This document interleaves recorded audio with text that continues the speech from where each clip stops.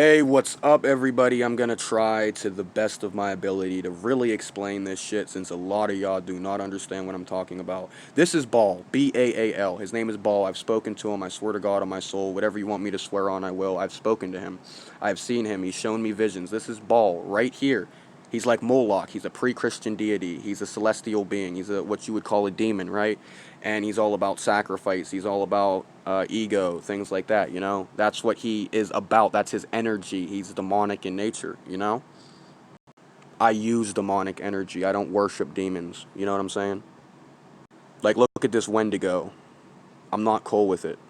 I don't like it.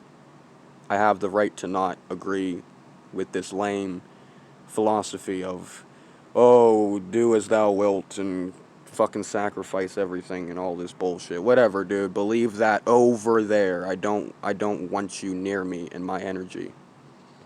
Does this shit scare me? Um, I guess. Not really. Um, Obviously I've seen worse than this. Honestly, if I saw this, I'd probably be unnerved, but I really wouldn't like break or fold like a lot of you would. I'd be like, shit, that's fucking creepy, and I'd be like, well, what's your problem? I'd start speaking to it, I'd be like, well, why are you coming to me? Because that's what you have to do. You have to know their intentions, and a Wendigo in specific is not going to speak to you. It's going to kill you. But whatever. The overlords of the earth will speak to you, you know, like the gods of Wicca and whatnot. This is a Wendigo. This is a basically like a pagan god, right? That's what you would call it, you know. So Wendigo versus Overlord. You know, there's a difference. And this guy, do not try to summon him, please. Don't try to summon him. He's not cool. I'm telling you, with all of my heart and soul, he's not a good guy. He really will deceive you. He will pull the wool over your eyes, and then he will savagely tear you to pieces and show you horrific things. You don't want to be cool with this guy. I'm telling you. And who is this? This is Medusa from Greek mythology. She was raped by a god, and then when she tried to pray to a female goddess to help her out, what happened? Well, the goddess was disgusted that, the gods wanted her, and so they cursed her like Yahweh cursed Lilith and turned her into a serpent, right? She has serpentine hair and a serpent body and all this stuff. She's a very powerful mythological figure. This is basically Lilith, by the way. This is kind of what Lilith looks like. Lilith is like she's a deity, right? She's like a celestial being. She's very, very evil, though. She's a feminist and she believes in like killing men and babies and things like that. So she takes the feminism to an extreme, which I can't respect. I respect equal rights. I don't respect, you know, anarchy, and I don't respect believing that you're superior or Aryan to someone else, or that you're the ultimate fucking being or the ultimate race or whatever. Like, all that shit is just petty, you know? Look at the crawling chaos, Nyarlathotep. Look at him. He's from Lovecraftian mythology, but the basic idea of what Nyarlathotep is doesn't come from Lovecraftian mythology. Do any of you know where these ideas even come from? Where do these concepts come from? They come from actual celestial beings that are like this, you know? Man creates the geometry of his light through the satire of his shadow. I could not agree more. I could not agree more. Thank you, Silk. Thank you, thank you, thank you. Let's look at a colored image of this fucking guy, Ball. Look at him, holding a baby or whatever child that is. He thinks he's so fucking cool with his ego and his wrath. All he can really do is levitate shit a little bit until the veil gets thinner and he can cross over here and shit. Then we'll have a problem. But right now, this motherfucker, like, I literally flame him. I don't like him. I make fun of him. He's fucking lame. He's a loser. I don't like this fucking guy, right?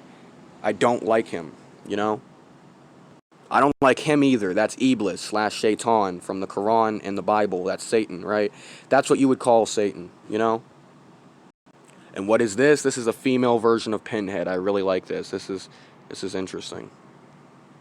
I love Hellraiser and Pinhead because they represent human nature very well in a very, very, very deep way. And they represent demons in a very, very deep way.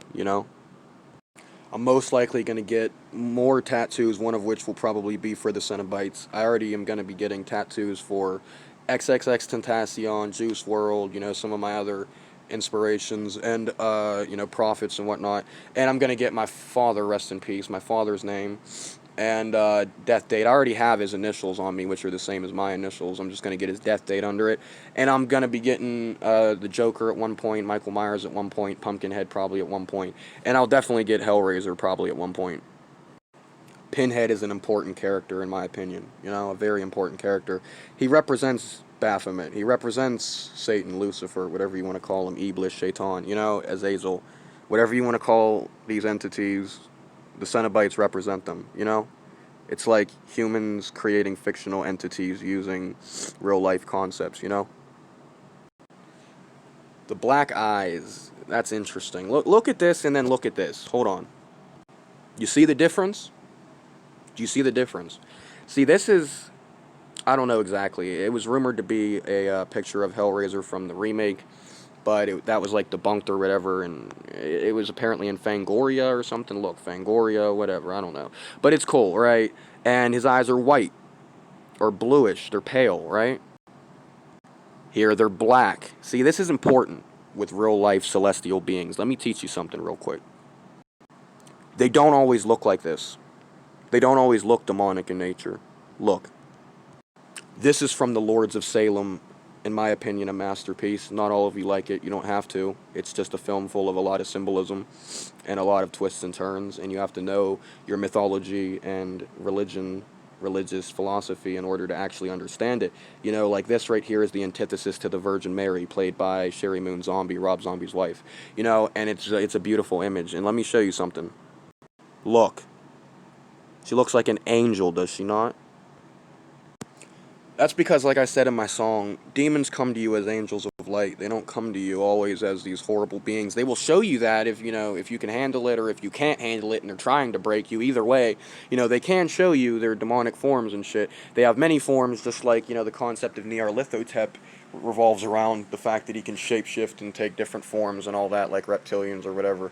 And he's just more powerful. He's more of a celestial being. He's not like an organic being. He's like a multi-dimensional being, whatever. But here, like I said, we have the antithesis to the Virgin Mary. We have this fallen angel, this anti-Christ woman, right? We have this demonic entity representing itself as an angel of light, right? Yes. Because this woman was a Satanist, right? And her sanity broke when the demons kept messing with her. And I won't spoil what happens, but this is an important image in the film.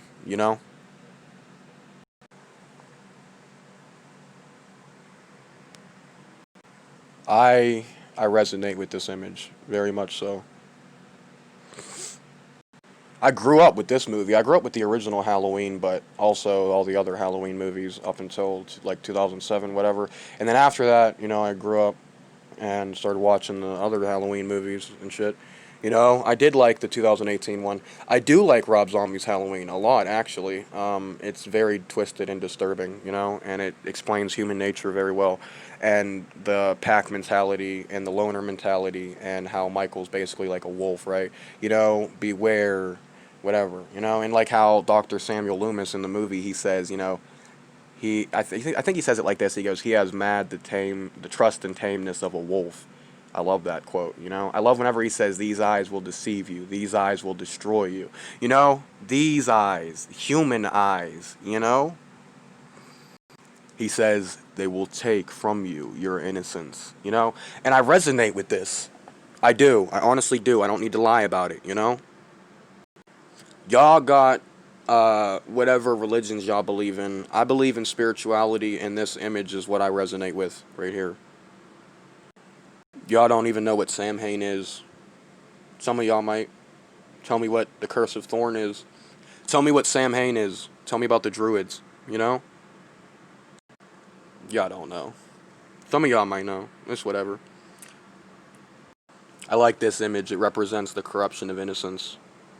You see little Michael there after he killed his sister and all that, the ugliness of humanity. It's all represented right here in this photo, just as Michael represents the boogeyman. Was that the boogeyman? As a matter of fact. It was. You know, he's like, I do believe it was, or I think it was, or whatever. I haven't seen the original in a little while, but I've seen pretty much all the other Halloween movies many, many, many, many, many times, you know? I've seen a lot of movies. I'm a big cinema buff and music buff, whatever, you know? I love this movie. It's unrelated, but this is a good movie. All the Godzilla movies are good, really. I also love Kong. There's also deep meaning behind those films as well, especially Godzilla and Kong. But you know, with Godzilla, it's about like pollution and the atomic bomb and shit like that, you know? Look at this. Look at this. Got some kind of Illuminati, Masonic, whatever shit going on here. And it's in one of Silk's videos, and I just mentioned to her, you know, I mentioned and passed on your truth with my own in my most recent video. Let me know if you wish to see it, thanks. Whatever, you know, trying to be polite, you know? Silk at one point tried to ask me to stop smoking or tell me to stop smoking. Don't smoke so much, whatever.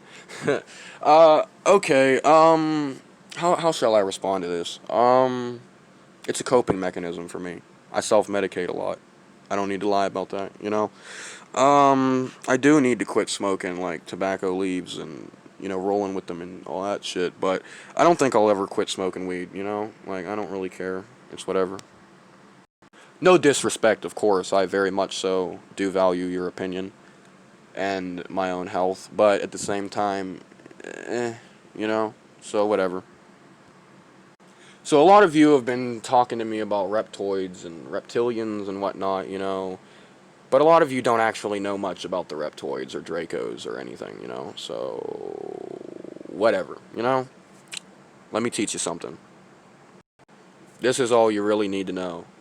Dinosaurs, subterranean pockets in the earth, aliens that evolved differently from us, Draconians, you know, and reptoids living under the earth. That's all you really need to know, seriously, as far as reptoids go, and Draconians. The Draconian Empire is a powerful empire of extraterrestrials that are celestial beings. They're part of an order that some consider a fallen order, some consider a, you know, a powerful tyrannical order, whatever, you know, whatever you see them as. I don't judge what you see them as, you know. But I can say that they're reptiles and they're carnivorous, you know. I really like dinosaurs. I've studied dinosaurs my whole life. Why do you think I'm so damn interested in the reptoids? Well, it also has to do with my own experiences with celestial beings and shit. But I have loved dinosaurs my entire life. So whenever I hear and see these things, you know, it's like, damn. Like, that's actually a creature that's like the closest to a dinosaur that I will ever see. You know, that's fascinating. That is utterly fascinating. And look at this Deinonychus eyes, or however you want to say that, Deinonychus or Deinonychus, whatever. Look at its eyes. What does that tell you? It's like this, right? Look. Look at this.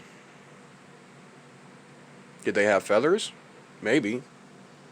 But they walked on two legs, you know, with their tail behind them for balance. And then they evolved. It's that simple, you know? It really is not that hard to grasp this concept. I don't know why people make it more than it is. It's this. It's this simple. Evolution. You know? Adaptation. Whatever. You know? The eyes tell all.